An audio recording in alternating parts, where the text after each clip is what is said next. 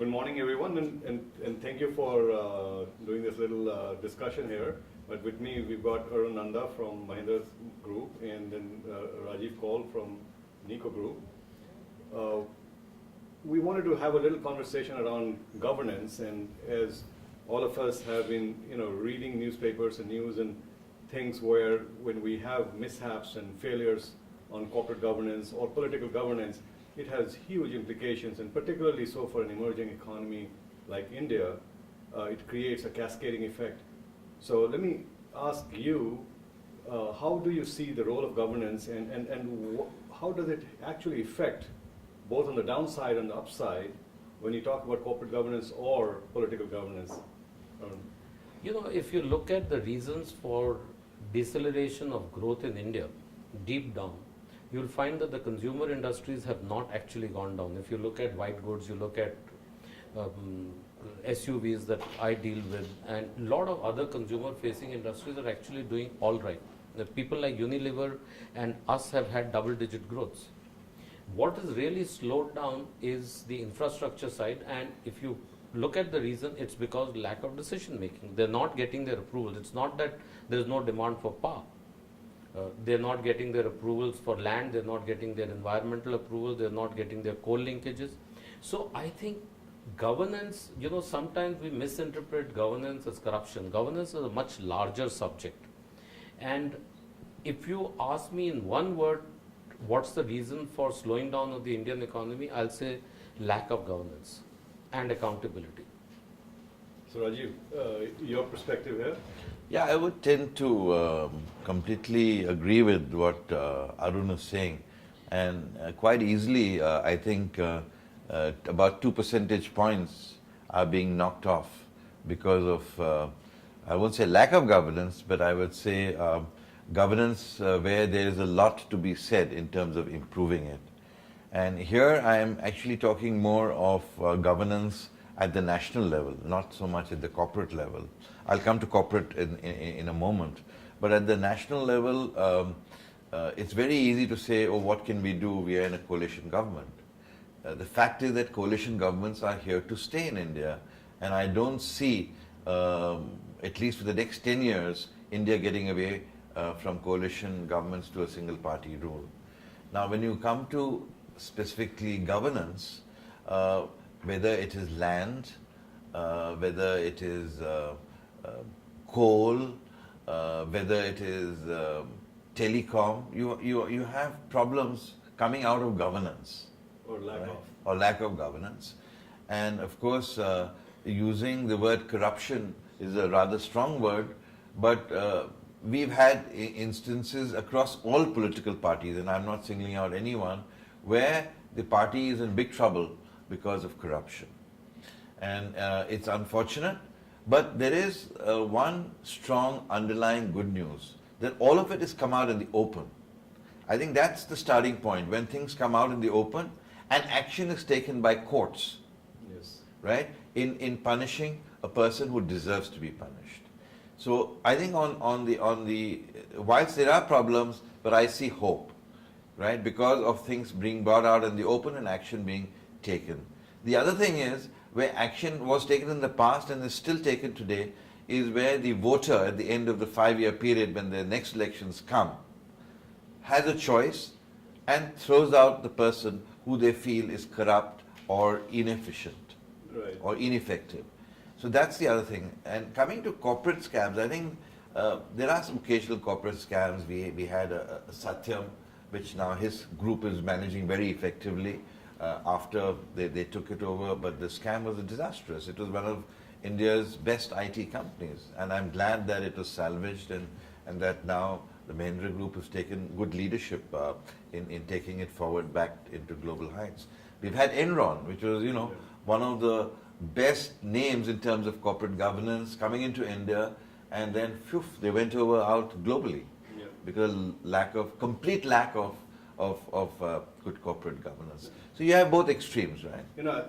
Just kind of building upon the points that you bring out, I was recently talking to some of the bankers in Wall Street, and one of the things which came out of this conversation was that, particularly when you're talking about India, And one of the things which came out was because of the issues around lack of governance or corruption, if you want to use a stronger word, or lack of transparency, a lot of people, foreign capital, is not able to effectively play in India. There are barriers that come in because people are not sure on what are the implications of this. You know, there are regulations now coming out like the Foreign Corrupt Practices Acts and the UK Bribery Act and other kinds of things. So there's an implication which is there, which is holding back flow of capital and so forth. Yes, there are other reasons why those capitals don't come in, but let me ask you, Arun, how do you think about, you know, can there anything be done beyond what is obvious to be able to help attract these sources of capital and build an image of higher governance so that people believe that India can still attract capital at the way China or other economies are able to? You know, Rajiv correctly put it that things are coming out in the open, but we need to do something along with it. What's happening is that good officers are now shy to take decisions, and that is another problem that we are facing today. And I think the government should have some review mechanism where people who do not act are also taken to task. I'm not using the word punished. But getting back to your specific question, look, historically, the investors have given a premium for governance, and that is why you'll find in the same industry companies with similar results, the P ratios have been different. Two things we have to do. One is, as industry bodies, I think we need to take some collective action to work on it and not leave it to the government. We tend to forget, you know, media normally writes who took the bribe. Yeah. But if you go down to it, for every taker, there's not one giver, there are thousands of givers. If one Babu is doing something, there are thousands of people who are exploiting it. So, you know, we just can't put the ball in the government's court. I think industry has to do something. And the other thing is that we need to demonstrate, and more than Mahindra's, I will give credit to the government for the Satyam. You know, the way they put up an independent committee with people like Karnik, Deepak Parekh, who quickly took a decision and made sure that before the company went down the tube, it was handed over. I think that's the best thing the government has done in recent times. It was quite exemplary, yeah. You know, so, you know, we just managed a business, but the way they handled it, the transition, I think it's absolutely creditable. Yeah. And, you know, we have to show some success stories like that. See, that is what I was coming back, you know, the good news is the bad news is out, right? But the reverse side of it is, because the bad news is out, there's skepticism building up externally, and part of the question is, how do you have the good news actually permeate to say India is not all about the corruption and there are these things happening. So is there a role for us to market some of these the practices which are actually working? Yeah, I think there are several things. I mean, traditionally, see, everybody knows, the world knows that India is a democracy, and it's a democracy to stay. Yeah. And definitely there is a premium of investing in a democratic country. There definitely is, right? And you talk to people of investments between India and China, although China gets much more, but what is the level of transparency there? Yes. Right? In India, you have the transparency, okay? You may have bad governance, you may have cases of corruption which come out in the open, but in China, nothing comes out in the open. Yeah. And there is no transparency, really. Yeah. The next is the rule of law. We have a very good judicial system. Occasionally, we may say that it's a little slow, but it is an honest, efficient system. And you do get justice in the end, right?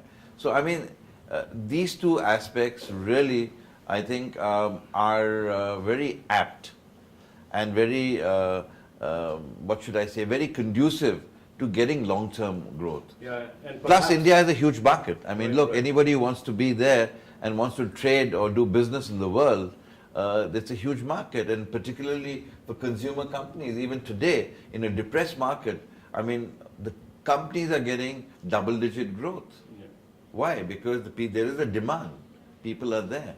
And even when you talk of the overall growth story, growth comes ultimately financed out of savings. And India has one of the highest saving rates in the world. It's something like 35-36%.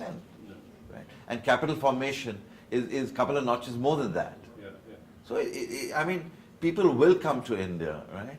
And despite there being, what should I say, a global dearth of investment, still FDI, foreign direct investments, in the financial year 2012 ending 31st March 13 was, if I am correct, in the region of 23 billion US dollars, which is not bad. Not bad at all. And Arun, I like the the suggestion that you had was thinking about some sort of a formation of industry body, and actually having some of the stuff that Collective action. collective action, but also marketing some of the stuff, good stuff which happens externally as well, around governance or the fact that you made India being a democracy. I mean, at least you have the bad news out in the open.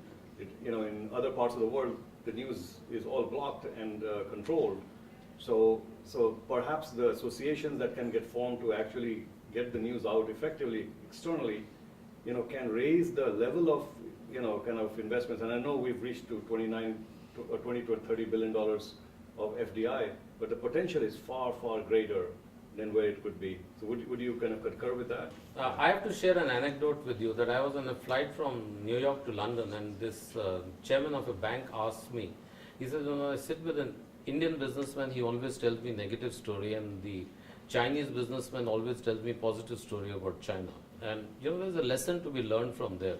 We also need to spread the good news. When we go out on international bodies or even our media, media globally sensationalizes bad news. But I think there are good stories.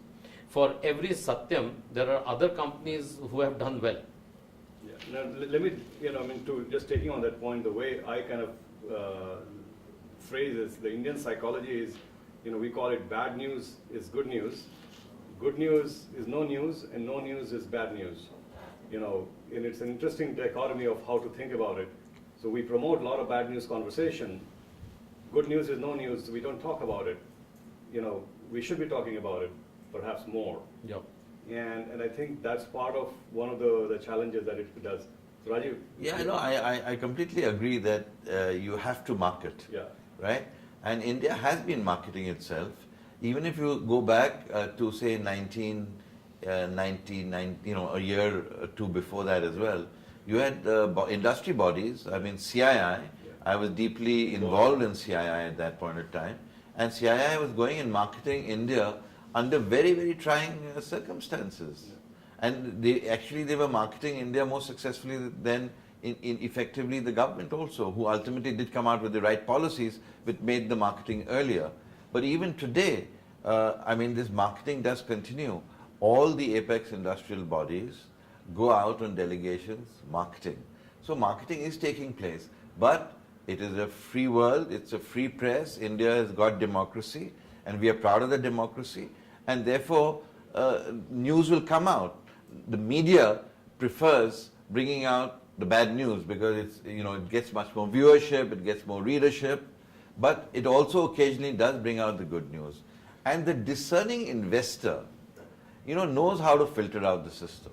And because of the filtration, it does effectively lead to inward investment coming in.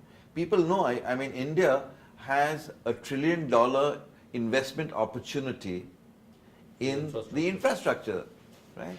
Out of power, this is 5 years. I'm talking in a 5-year plan, all right? Power itself is 330 billion. Right? And the good news is that last year we've had the highest ever accretion of new power coming out of the system, right? And it was the target, and the target was met.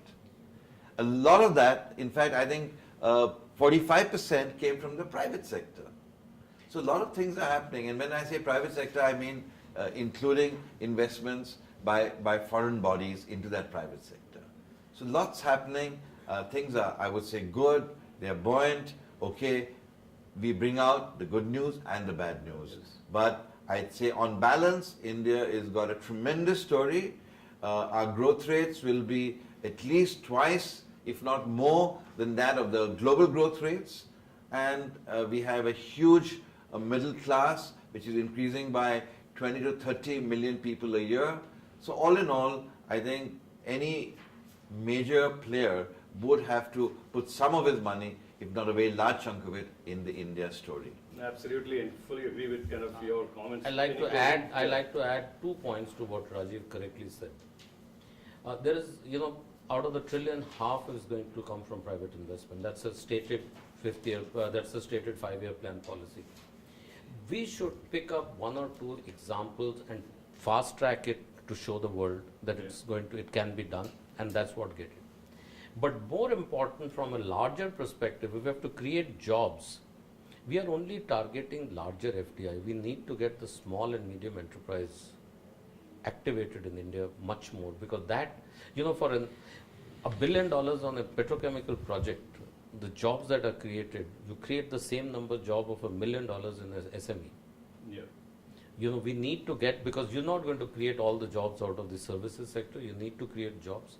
So 2 things. 1, fast track demonstration that certain things can be done, and that will get you a huge amount, because people are starving. China is now talking that they'll move from infrastructure to consumers. So, it was in investments which led that economy. Where's the money going to go?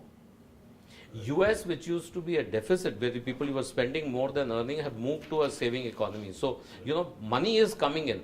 There are billions sitting in pension fund. We need to give people an opportunity to come and invest. But as responsible citizens, we should not ignore the SMIs, because we have to create jobs for the younger people. That's a great point. And with that, let me conclude this session. But thank you so much for your time and your views here. And thank you much. Thank you, Gunjan. Thank